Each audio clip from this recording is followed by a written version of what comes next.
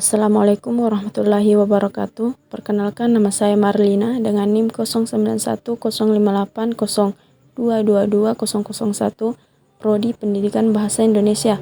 Baik, pada kesempatan kali ini saya akan menjelaskan sedikit materi tentang upaya pemberantasan korupsi. A. Konsep pemberantasan korupsi. Dapat dipahami bahwa sangat penting untuk menghubungkan strategi atau upaya pemberantasan korupsi dengan melihat karakteristik dari berbagai pihak yang terlibat secara lingkungan di mana mereka bekerja atau beroperasi. Tidak ada jawaban konsep atau program tunggal untuk melakukan pemberantasan korupsi. Ada begitu banyak strategi, cara atau upaya pemberantasan korupsi yang dapat dilihat atau dilakukan suatu negara atau organisasi yang kesemuanya harus disesuaikan dengan konteks negara atau organisasi tersebut, baik itu konsep sosiopolitis, sosioekonomis, sosiokultural, serta konteks lainnya. Strategi pemberantasan korupsi juga harus disesuaikan dengan sifat-sifat masyarakat maupun organisasi yang dituju. Setiap negara, masyarakat maupun organisasi harus mencari cara mereka sendiri untuk menemukan solusi pemberantasan korupsi, di mana telah dipaparkan bahwa upaya yang paling tepat untuk memberantas korupsi adalah dengan memberikan pidana atau menghukum seberat-beratnya pelaku korupsi. B. Upaya penanggulangan kejahatan korupsi dengan hukum pidana. Secara garis besar, upaya penanggulangan kejahatan dapat dibagi menjadi dua, yakni melalui jalur penal dengan menggunakan hukum pidana, dan jalur non-penal diselesaikan di luar hukum pidana dengan sarana non-penal. Secara kasar, menurut Barada Nawawi Arif, upaya penanggulangan kejahatan melalui jalur penal lebih menitik beratkan pada sifat represif, penumpasan, penindasan, pemberantasan sesudah kejahatan terjadi, sedangkan jalur non-penal lebih menitik beratkan pada sifat preventif atau pencegahan. Dikatakan secara kasar oleh Barda Nawawi Arif karena tindakan represif juga dapat dilihat sebagai tindakan preventif dalam arti luas. Sifat preventif memang bukan menjadi fokus kerja aparat penegak hukum.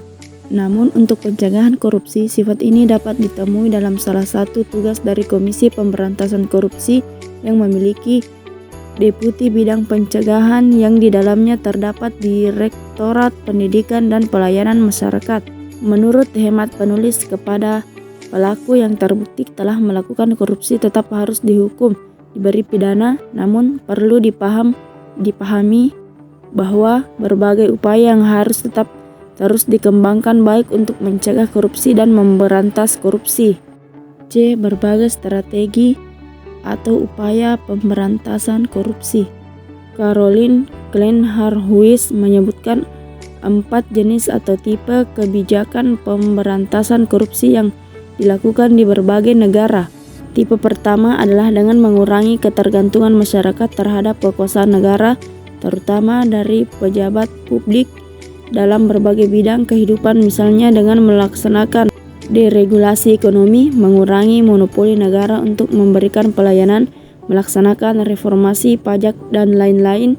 Tipe kedua adalah dengan menciptakan pemerintah yang transparan dan akuntabel dengan mengurangi berbagai bentuk diskresi yang sering dilakukan oleh pejabat publik. Tipe ketiga adalah dengan menciptakan situasi di mana masyarakat bisa memilih kemana meminta berbagai jenis pelayanan publik. Untuk itu, diperlukan suatu situasi yang memberikan kesempatan bagi birokrasi untuk dapat bersaing dalam memberikan pelayanan. Dengan memberikan kesempatan masyarakat untuk memilih, maka berbagai modus suap-menyuap dapat dikurangi. Prakondisi untuk hal ini adalah pemberian gaji atau upah yang tinggi pada pejabat atau pelayanan publik agar tidak menerima suap. Tipe keempat adalah dengan melakukan reformasi hukum dan peradilan. Reformasi ini dilaksanakan dengan merancang peraturan perundang-undangan yang dapat memberikan kepastian bahwa mereka yang melakukan korupsi akan dihukum, meningkatkan profesionalisme aparat penegak hukum, memastikan bahwa peradilan harus bebas dari campur tangan pihak eksekutif, dan pembentukan lembaga independen untuk memberantas korupsi. Setelah memahami hal tersebut, maka diperlukan beberapa strategi tersebut, diantaranya adalah 1. Pembentukan lembaga anti korupsi, 2. Pencegahan korupsi di sektor publik, 3. Pencegahan sosial dan pemberdayaan masyarakat, 4. Pembuatan berbagai instrumen hukum yang mendukung pencegahan dan pemberantasan korupsi, 5. Kerjasama internasional, 6. Memonitoring dan evaluasi. Sekian yang dapat saya sampaikan. Mohon maaf apabila ada kesalahan kata. Assalamualaikum warahmatullahi wabarakatuh.